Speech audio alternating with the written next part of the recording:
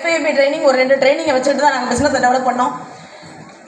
இந்த பிஸ்னஸ்க்கு ஸ்டார்ட் பண்ணி உள்ளே வரும்போது ஒரு எனக்கு உலகம் அப்படின்னு எடுத்துக்கிட்டோம்னா எனக்கு 2 குழந்தைங்க. வீட்டுக்கு பக்கத்தில் ஒரு மருந்து கம்பெனியில் வேலை, மாதம் 3000 ரூபா சம்பளத்துக்கு. வீட்டுக்கு பக்கத்தில் அடுத்த தெருவில் மருந்து கம்பெனியில் வேலை.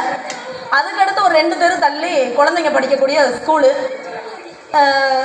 வீடு, அந்த வேலை, 2வது குழந்தைங்களோட ஸ்கூலு, திருப்பி அந்த வீடு.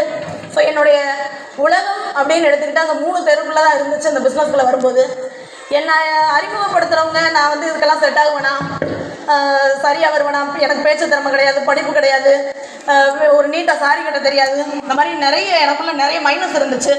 நான் என்னை அறிமுகப்படுத்துகிறவங்க என்ன யோசிச்சாங்க, நான் எதுக்கு சரியாக வருவேன்னு அவங்களுக்கு தெரியல. ஆனால் ஒன்றே ஒன்று, மனசுக்குள்ளே சாதிக்கணும், சம்பாதிக்கணும் அப்படிங்கிற வெறி இருந்துக்கிட்டே இருந்துச்சு எனக்கு.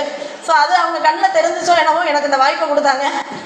வாய்ப்பை வந்து பயன்படுத்திட்டு எல்லாத்துக்கும் போல கணவரோட சப்போர்ட் கிடையாது, கூட பிறந்தவங்களோட சப்போர்ட் கிடையாது, அம்மா அப்பாவோட சப்போர்ட் கிடையாது அன்னைக்கு. அதுக்கப்புறம் வந்து ட்ரைனிங் எடுத்துக்கிட்டு செய்ய ஆரம்பிக்கும் போது கொஞ்சம் கொஞ்சமாக வருமானம் வர ஆரம்பிச்சிச்சு. 100 கிளப் ட்ரைனிங் இந்த மாதிரி பெரிய ட்ரைனிங் போகும்போது கனவுகளை விரிவுபடுத்தினாங்க. எல்லாராலையும் முடியும், நம்மளும் வந்து பைக் வாங்கலாம், கார் வாங்கலாம், அச்சீவ் பண்ண முடியும் அப்படின்னு சொல்லிட்டு கனவுகளை விரிவுபடுத்துகிறாங்க. ஸோ ஒரு விஷயத்துக்கு ஆசைப்பட்டால் மட்டும் பத்தாது, அது மேலே இலக்கு வைக்கணும், அந்த இலக்கு தீராத வெறியாக மாறணும், கண்டிப்பாக முடியும் அப்படின்னு சொல்லிட்டு நிறைய பயிற்சி கொடுக்க ஆரம்பித்தாங்க. ஸோ அப்போ ஆசைப்பட்டதை நம்ம வந்து இலக்காக வச்சு பார்ப்போமே அப்படின்னு சொல்லிட்டு அன்னையிலேருந்து எஃபோர்ட் போட ஆரம்பித்து முயற்சி பண்ணதன் விளைவு.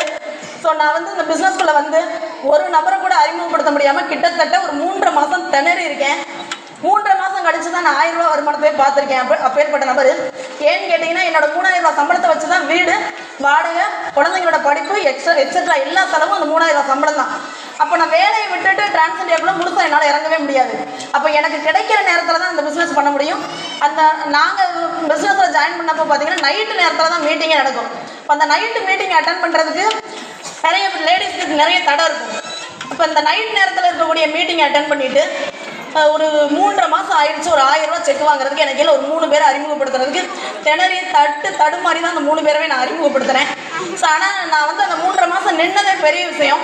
நின்று ஓரளவுக்கு ஃபஸ்ட்டு செக் வாங்க ஆரம்பிச்சிட்டேன். ஸோ அதுக்கப்புறம் எனக்கு ஒரு நம்பிக்கை வந்துச்சு. ஸோ இறங்கி செய்யலாம் அப்படின்னு சொல்லிட்டு வேலையை விடுவோமா வேண்டாமா, வேலையை விடுவோமா வேண்டாமா அப்படிங்கிற ஒரே குழப்பம் இருந்துக்கிட்டே இருந்துச்சு.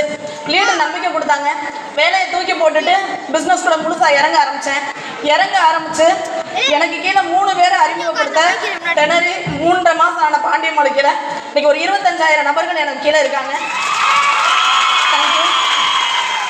அதே போல் நம்ம நிறுவனத்தில் அதிகபட்ச வருமானமாக 1,75,000 ரூபாய்க்கு மேலே அதிகபட்ச வருமானமாக ஒரு